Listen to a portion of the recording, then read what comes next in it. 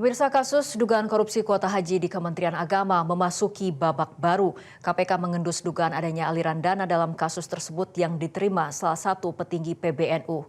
Dari siapa dan untuk apa aliran dana tersebut? Berikut ulasannya dalam Top Review. Tunggu apa lagi bersama Kata Oma. Telur gabus Kata Oma. Baru jagung bakar mentega. Jagung bakarnya nendang, menteganya meleleh di mulut. Rasakan kasih sayang Oma di kerenyahannya.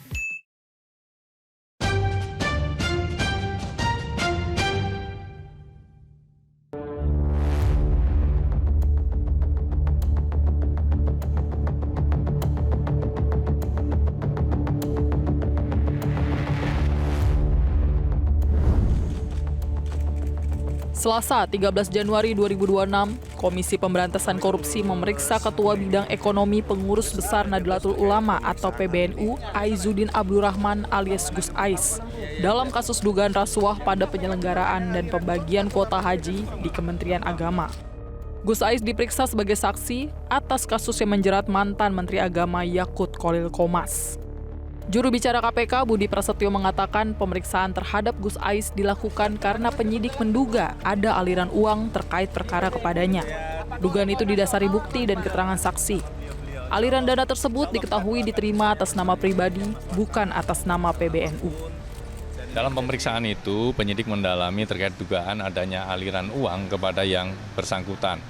Tentu KPK juga memiliki keterangan ataupun bukti-bukti lain yang kemudian mengkonfirmasi terkait dengan dugaan tersebut. Nah, ini masih akan terus didalami, termasuk juga penyidik pasti akan melakukan konfirmasi baik kepada saksi-saksi lainnya ataupun dari dokumen maupun bukti-bukti elektronik lainnya. Tapi dugaan aliran dananya itu kepada yang bersangkutan. Ke pribadi berarti.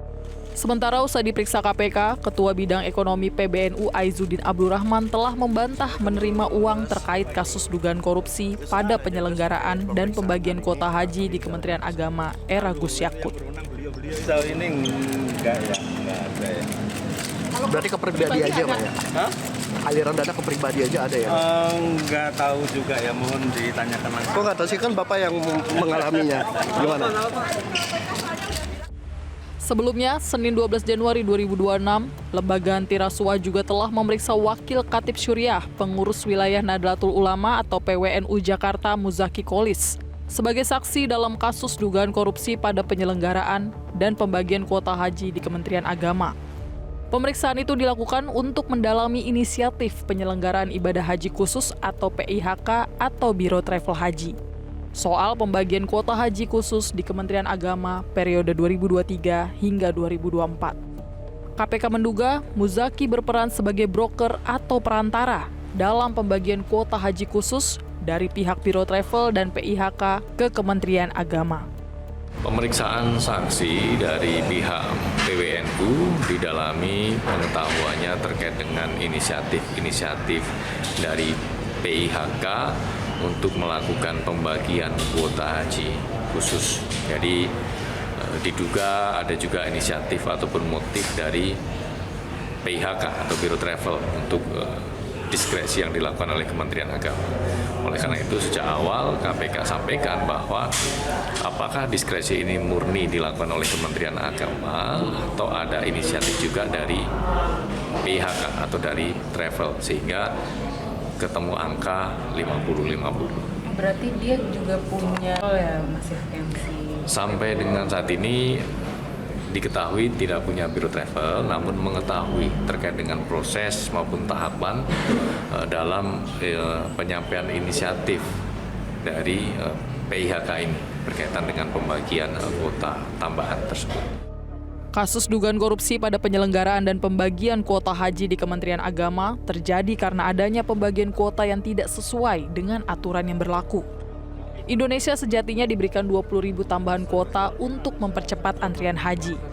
Dari total itu, pemerintah seharusnya membaginya dengan persentase 92% untuk haji reguler dan 8% untuk khusus. Namun mantan Menteri Agama Yakut Khalil Qomas malah membaginya rata, yakni masing-masing sebesar 50%. Kebijakan ini membuat 8.400 jemaah haji reguler yang sudah mengantri lebih dari 14 tahun dan seharusnya bisa berangkat setelah ada kuota tambahan tahun 2024 jadi gagal berangkat. Dalam kasus rasuah tersebut, KPK menetapkan mantan Menteri Agama Yakut Kholil Qomas dan eks-staf khusus Menteri Agama Isvan Abidal Aziz sebagai tersangka.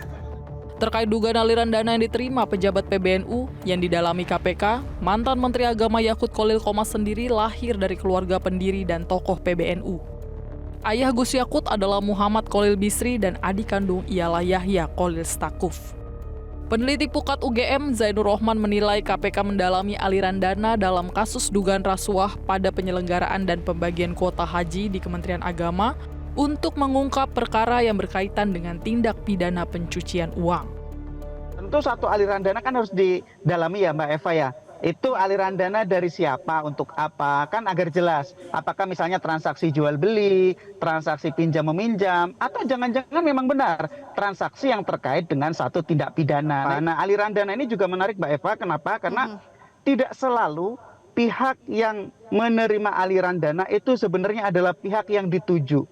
Dalam berbagai kasus korupsi, itu kadang-kadang pihak itu hanya berperan sebagai orang yang dilewati saja. Ya, sebenarnya bisa jadi uang itu untuk pihak lain, tetapi karena pihak lain misalnya sedang berstatus sebagai penyelenggara negara, bisa saja kemudian diatasnamakan broker-broker ini. Untuk apa? Agar tidak terdeteksi oleh PPATK, tidak terdeteksi oleh aparat penegak hukum. Nah ini, perkara ini kan secara sederhana adalah satu dugaan tindak pidana korupsi terkait dengan pembagian kuota yang seharusnya 92 berbanding 8 menjadi 50 berbanding 50. Nah dugaannya kan ada aliran dana dari PIHK itu.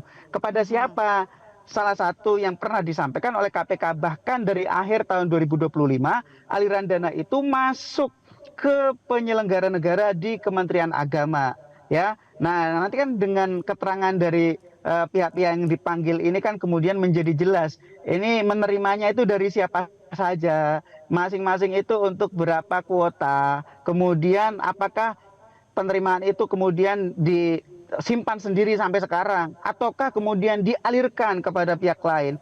Nah Mbak Eva, mengalirkan satu hasil tindak pidana ke pihak lain dengan tujuan untuk menyamarkan transaksi, untuk mengelabui aparat penegak hukum, itu bisa dijerat dengan tindak pidana pencucian uang. Jadi tidak sekadar pasal-pasal di dalam Undang-Undang Tipikor, pasal 2 ayat 1 yang sekarang menjadi pasal 603 KUHP, pasal 604 KUHP, tetapi juga perlu pendekatan TPPU. Kenapa? Karena di sini ada aliran-aliran dana dan aliran-aliran dana tersebut juga dialirkan kepada banyak pihak gitu.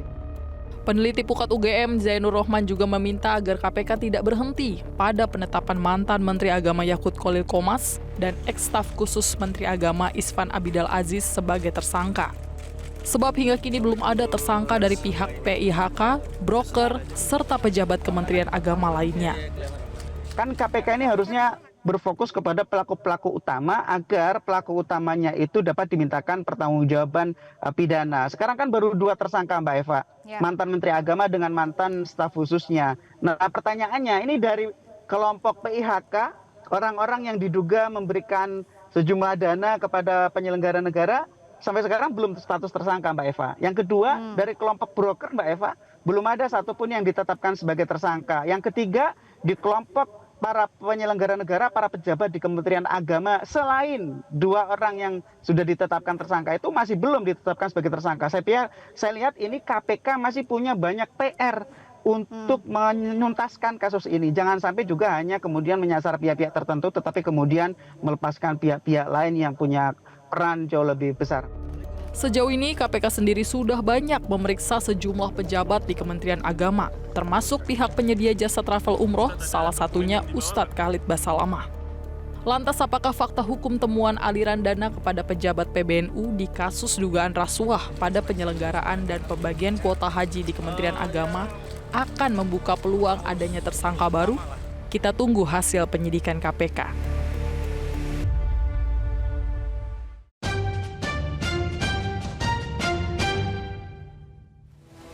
Jelajahi cara baru mendapatkan informasi. Download Metro TV Extend sekarang.